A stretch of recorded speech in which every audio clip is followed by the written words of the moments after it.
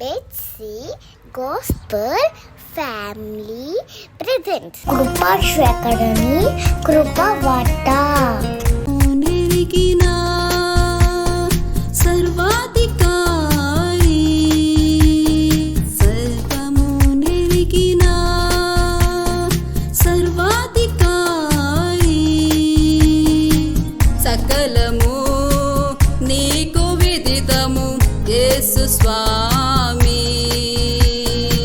సకలము నీకు విదితము యేసు స్వామి. కరుణ చూపే కృపాశేఖర నీ కృపయే నాకు ఆధారమాయే.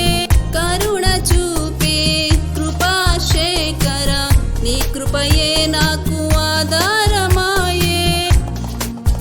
నీవే నా దుర్గము, నీవే నా శైలము,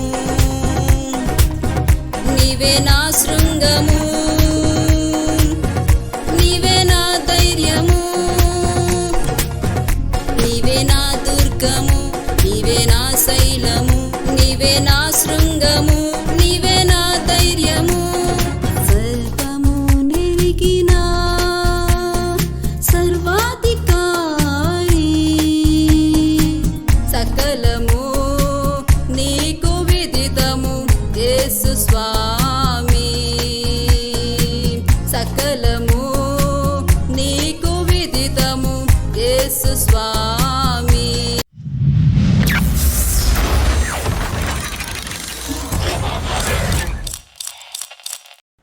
లోకరక్షకుడును మహాగణుడైన యేసుక్రీస్తు వారి యొక్క అత్యున్నత శ్రేష్ఠ ఘన పరిశుద్ధ నామములో కృపాశేఖరుని కృపావార్త వీక్షకులైన మీ అందరికీ కూడా హృదయపూర్వక వందన వచనాలు తెలియజేస్తూ ఉన్నాం. ఇదన ధ్యానము కొరకు నేను మోషేకు తోడయుండునట్లు నీకును తోడయుందును, ఇశ్రాయేలీలందరూ ఎరుగునట్లు వారి కన్నుల ఎదుట నిన్ను గొప్ప చేయుదును. యెహోషువ గ్రంథము 3వ అధ్యాయము 7వ వచనములో ఈ యొక్క మాటను నాడు యెహోషువతో దేవుడు తెలియచేస్తూ ఉన్నవారై ఉన్నారు. మోషే మరణించిన పిదప యెహోషువతో దేవుడు మాట్లాడుతూ ఉన్న మాట, నేను నిన్ను గొప్ప చేయుదును అని వాగ్దానపూర్వకముగా దేవుడు మాట్లాడుతూ ఉన్నారు. లోకము మనల్ని దిగజార్చాలి అని చూస్తూ ఉంటుంది, ప్రయత్నం చేస్తూ ఉంటుంది. పేరు పాడు చేయాలని నానా రకములైన కుట్రను పన్నుతూ వీలైనంత వరకు మనల్ని అశాశ్వతమైన స్థితిలో పెట్టాలి అని, నానాటికి ఇంకను దిగజార్చాలి అని ఆశతో ఉంటుంది. అది ఎంత స్నేహములైనా ఎంత బాంధవ్యాలైనా మేలుగోరు వారిగా కనుల ఎదుట కనిపించినప్పటికీ వెనుక హృదయములలో వారు చేసే ఆలోచనలు ఎప్పుడు మనల్ని దిగజార్చాలి అన్న ఆలోచనలో వారు ఉంటూ ఉంటారు. ఒకవారు ఎవరన్నా నేను గొప్పను గురించి నేను గొప్ప చేయాలి అని కోరుకుంటున్నారు అని అంటే దానిలో వారి స్వార్థము లేకుండా అది కాంక్షించేవారు ఎవరూ లేరు అన్న విషయాన్ని నువ్వు గ్రహించాలి. ఒకవేళ వారి స్వార్థము నీ మీదైనా అయి ఉండొచ్చు, వ్యవస్థ మీద అయినా అయి ఉండొచ్చు, లేక వారు నిన్ను బట్టి మేలు పొందిన వారైనా అయి ఉండవచ్చు. అయితే దేవుడు ఇక్కడ మాట్లాడుతూ యెహోషువను అంటున్నాడు, నేను నిన్ను గొప్ప చేయ వాడనై ఉన్నాను, గొప్ప చేయుదును అని ఆయన మాట్లాడుతూ ఉన్నాడు. ఎవరి ఎదుట? జనులందరి ఎదుట నేను నిన్ను గొప్ప చేయవాడనై ఉన్నాను అని మాట్లాడుతున్నాడు. దేవుడు మనల్ని గొప్ప చేయడానికి సిద్ధముగా ఉన్నప్పుడు నరమాత్రుడు ఎవ్వడు మనకు ఏమీ చేయలేడు. ఆయన పైపెచ్చు మాట్లాడుతూ అంటున్నాడు, నేను మోషేకి తోడయుండినట్లు నీకును తోడయుందును అని చెప్పి సంగతిని అందరి ముందు తెలుసుకున్నట్లుగా అద్భుతం చేస్తాను అని మాట్లాడుతూ ఉన్నాడు. ప్రియులారా, మోషే దినము యందు మోషేకు అడ్డుగా అనేక మంది లేచిన వారై ఉన్నారు. మోషే ప్రయాణంలో మోషేని ఎదురాడి నిలచిన వారు ఫరో ఎదురుగా నిలిచాడు. ఎవరునూ జయించలేని దాటలేని ఎర్ర సముద్రము మోషేకి ఎదురుగా నిలిచింది. యెహోషువ ఇవన్నిటినీ కూడా చూస్తూ వచ్చిన వాడై ఉన్నాడు. మోషేకి కలిగిన ప్రతికూలతలను చూశాడు, మోషే అనుభవించిన ప్రతికూలతలను చూశాడు. ఆ ప్రతికూలతల మధ్యలో దేవుని హస్తము మోషేకి ఎలా తోడై ఉందో, ఆ ప్రతికూలతలను జయించుటకు మోషేకి దేవుని హస్తము ఎలా తోడై నడిపించిందో, దేవుడు ఎలా మోషేని గొప్ప చేశాడో, అనునిత్యము ప్రతినిత్యము ఆయన కృప తనను వెంటాడుతూ ఆయన ప్రణాళికబద్ధమైన రీతిలో ఎదురు నిలిచిన వారిని, ఎదురాడిన వారిని, తనకు ప్రతికూలముగా మాట్లాడిన వారిని ఏ స్థితిలోనికి తీసుకువెళ్ళిందో యెహోషువ చూస్తూనే వచ్చాడు. అయితే ఈ గొప్ప కార్యాలు చేసిన దేవుడు, మోషేకు తోడయ్యుండి గొప్ప క్రియలను జరిగించిన దేవుడు యెహోషువకు వాగ్దానము చేస్తూ యెహోషువతో అంటున్నాడు, గొప్ప అద్భుతమైన కార్యాలను జరిగిస్తూ నేను మోషేకు ఎలా తోడయ్యున్నానో ఆ విధముగానే నీకును నేను తోడై ఉంటాను. అద్భుతములు మాత్రమే కాదు, కానీ మోషే ఎలా అయితే నాయకుడిగా నడిపించాడో, మోషే ఎలా అయితే ఇశ్రాయేలీయ సర్వ సమాజమును కూడా వాగ్దాన దేశము వైపు అడుగులు వేయించాడో, అలాగున ఆ ప్రణాళికలో నేను నీకు తోడుగా ఉంటాను అని మాట్లాడుతూ ఉన్నాడు. ప్రియమైన సహోదరులారా, మీరు ఆలోచించండి. నిర్నిమిత్తముగా నీ మీద నేరము మోపడం వలన హృదయము బద్దలైపోయిన స్థితులలో నువ్వు ఉన్నావేమో ఈరోజు. ఒకవేళ లేదు, గొప్ప ఆధారభరితమైన విషయాలు నువ్వు ఇవాల్ట వరకును కూడా నన్ను నడిపించేవారు, నాకు తోడుంటేవారు, నన్ను ప్రేమించేవారు, నాకు ఎంతో మార్గనిర్దేశకులుగా ఉండేవారు ఈ సమయంలో నాతో పాటు లేరు, నా యొద్ద లేరు అని ఒకవేళ నువ్వు కలత చెందుతున్నావేమో. వ్యక్తులను మించిన దేవుడు నీతో పాటు ఉన్నాడు, గుర్తుపెట్టుకో. వ్యక్తుల సహాయముకు మించిన దేవుని సహాయము నీతో పాటు ఉంటుంది, గుర్తుపెట్టుకో. ఎందుకంటే మనుషుల సహాయము వ్యర్థము అని గ్రహించవలసిన వాడవు దానవై ఉన్నావు. ప్రియ సహోదరుడా, ఒక్కసారి ఆలోచించు. ఈనాడు తమను తాము గొప్ప చేసుకునే జనులు, ఇతరులను గొప్ప చేసే జనులు చాలా ఎక్కువగా కనపడుతున్న రోజుల్లో మనమున్నాం. అయితే దేవుడు గొప్ప చేసిన వాని ఎదుట ఎవ్వరూ ఎప్పుడూ నిలబడలేరు అన్న విషయాన్ని నువ్వు గ్రహించవలసిన వాడవు దానవై ఉన్నావు. యెహోషువను దేవుడు గొప్ప చేశాడు, యెహోషువను దేవుడు నిలవబెట్టాడు. అందుకని యెహోషువ ఎదుట ఎవ్వడగని నిలవలేని స్థితిలోనికి వెళ్ళిపోయారు. యెహోషువను గొప్ప చేసిన వాడు దేవుడు కాబట్టి, యెహోషువను నిలవబెట్టిన వాడు దేవుడు కాబట్టి ఆయన ఎదుట ఎవరు నిలవబడలేకపోయారు. అందుకనే దేవుడు మాట్లాడుతూ అన్నాడు, ఇశ్రాయేలీలందరూ ఎరుగునట్లు వారి కనుల ఎదుట నిన్ను గొప్ప చేస్తూ ఉన్నాను.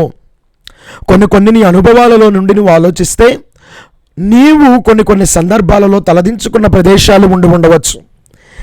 కొన్ని ప్రదేశాలలో నీతికి నువ్వు నిలబడిన స్థితిని నువ్వు చెప్పుకోలేని ప్రదేశాలు కొన్నిసార్లు సందర్భాలు తలెత్తి ఉండవచ్చు. అయితే మనిషిగా నీవు ఆ సందర్భాలను సరిచేయాలని ప్రయత్నం చేస్తే చాలా కష్టము. కానీ ఎవరి చేత తృణీకరింపబడ్డావో, ఎవరి చేత వెలివేయబడ్డారో, ఎవరి చేత హీనముగా ఎంచబడ్డావో, ఎవరి చేత నువ్వు కించపరచబడ్డావో, వారి మధ్యలో వారి యొద్ద నా దేవుడు నిన్ను గొప్ప చేయ నిర్ణయించిన వాడై ఉన్నాడు. కాబట్టి నిన్ను గొప్ప చేశాడు, నిన్ను స్థాపించాడు, స్థిరపరిచాడు. వారి కనులకు నీవు గొప్పగా కనబడేటట్టుగా నా దేవుడు చేస్తూ ఉన్నాడు. యెహోషువ బ్రతుకులో నా దేవుడు అట్టి కార్యమే చేశాడు. యెహోషువ కాలములో తన నాయకత్వమును ఎదురాడి నిలచిన వాడు ఎవ్వడగని లేడు. యెహోషువ మాటకు భయపడ్డారు, యెహోషువను చూస్తే భయపడ్డారు, యెహోషువ చెప్పినది చెప్పినట్టుగా చేశారు. కారణం దేవుడు యెహోషువని గొప్ప చేసి నిలవబెట్టాడు. కాబట్టే వారి కన్నుల ఎదుట యెహోషువను దేవుడు గొప్ప చేశాడు. గనకే దినవృత్తాంతాల గ్రంథం మొదటి గ్రంథము 29వ అధ్యాయము 12వ వచనములో ఇలాగూ చెప్పబడుతూ ఉంది, ఐశ్వర్యమును గొప్పదనమును నీ వలన కలుగును, నీవు సమస్తమును ఏలువాడవు, బలమును పరాక్రమమును నీ దానములు హెచ్చించువాడవు, అందరికీ బలము ఇచ్చువాడవు నీవే. ప్రియులరా, పలు సందర్భాలలో గొప్పతనం ఎలా కలుగుతుంది అన్న ప్రయత్నాలలో చాలా రకాలుగా మనము నిమగ్నమై ఉండడం పరిస్థితులు కనబడుతూ ఉండవచ్చేమో. కానీ గొప్ప చేయువాడు దేవుడు అని ఎరిగినవాడు దేవుని సన్నిధిలో, దేవుని యొక్క సముఖములో తను కనిపెట్టి నిరీక్షించి గెలగడం మొదలుపెట్టినట్లయితే నిశ్చయముగా నా దేవుడే నిన్ను గొప్ప చేయువాడై ఉన్నాడు. దేవుణ్ణి నమ్ముకుని చెడిపోయిన వాడు ఎవరూ లేరు. దేవుణ్ణి అమ్ముకుని చెడిపోయిన వాడు ఉన్నాడేమో. కానీ దేవుణ్ణి ఆశ్రయించి చెడిపోయిన వాడు ఎవడూ లేడు. దేవుణ్ణి విస్మరించి చెడిపోయిన వారు ఉన్నారేమో కానీ. కాబట్టి ఆలోచించొక్కసారి. పేతురు మహాశయుడు మాట్లాడుతూ అంటాడు, తగిన సమయమున మిమ్మను హెచ్చించున్నట్లు ఆయన బలిష్టమైన చేతి క్రింద దీన మనస్కులై మీరు ఉండండి అని మాట్లాడతాడు. కాబట్టి ప్రియులరా, మనము దీవించబడడానికి ఎటువంటి అహంకారమునకు, ఎటువంటి వైద్వేషములకు కూడా, విద్వేషములకు మనము మన జీవితములో చోటివ్వకోకుండా మనము లోబడములో నిమగ్నమవ్వగలిగితే, మనము మాట వినడములో నిమగ్నమవుతే మన దేవుడు నిశ్చయముగా మనలను హెచ్చించువాడై ఉన్నవాడు. ఎరుగని జనులు నీవు పిలుచుదవు, నెరుగని జనులు యెహోవా నిన్ను మహిమపరచగా చూచి నీ దేవుడైన యెహోవాని బట్టి, ఇశ్రాయేలు పరిశుద్ధ దేవుని బట్టి నీ యొద్దకు పరిగెత్తి వచ్చెదరు అన్న మాటను యెషయా ప్రవచిస్తూ 55వ అధ్యాయము 5వ వచనములో చెప్తూ ఉన్నాడు. నా దేవుడు నిన్ను ఒక్కసారి స్థాపించి స్థిరపరిచి నిలబెట్టి గణపరిస్తే నువ్వు ఎవడి వద్దకు వెళ్ళాల్సిన పని లేదు. ఒకడు నీ యొద్దకు పరిగెత్తుకుని వచ్చేటట్టుగా నా దేవుడు చేస్తాడు. ఈరోజు ఆశతో వెంపర్లో అడుగుని పరుగులు తీస్తున్నావేమో, వద్దు. శ్రేయస్కరమైన దేవుణ్ణి పట్టుకోవడానికి ప్రయత్నం చేయి. దేవుణ్ణి నువ్వు పట్టుకోగలిగితే ఇతరుల పాదాలు పట్టుకోవాల్సిన పని లేదు. ఇతరుల శ్రేయస్ కోసం పరుగులు తీయాల్సిన పని లేదు. వేరు సహాయాల కొరకు ఆశపడవలసిన పని లేదు.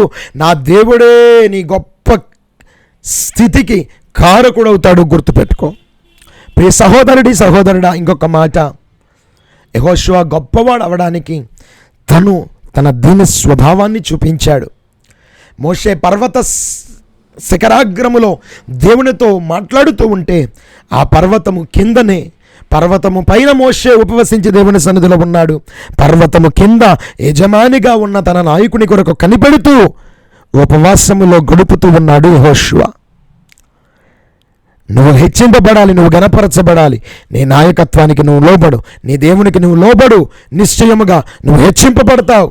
నీలో లోబడే స్వభావము, లోబడే తత్వము నీలో లేకోకుండా హెచ్చింపు మాత్రమే కోరుకుంటున్నావంటే నువ్వు ఒక భయంకరమైన వేషధారణ స్థితిలో ఉన్నావని గుర్తుపెట్టుకో.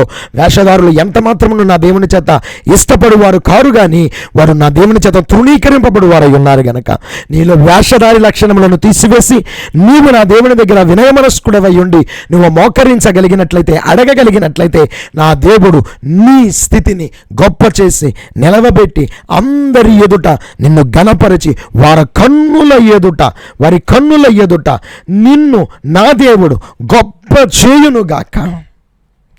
కాబట్టి ఈ ఎరిగిన అనుభవములో ఉండు, తెలిసిన స్థితిలో ఉండు, అనుభవములో సాగడానికి సిద్ధపడిన వాడవై ఉండు.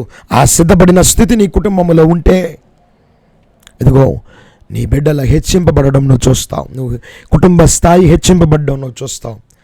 ప్రియ సహోదరి, సహోదరుడా, విశ్వాసముతో చెప్తున్నాను, ఈ మాటను నా దేవుడు నీ కుటుంబంలో నెరవేర్పులో ఉంచాలి అని ఆశపడుతున్నాను.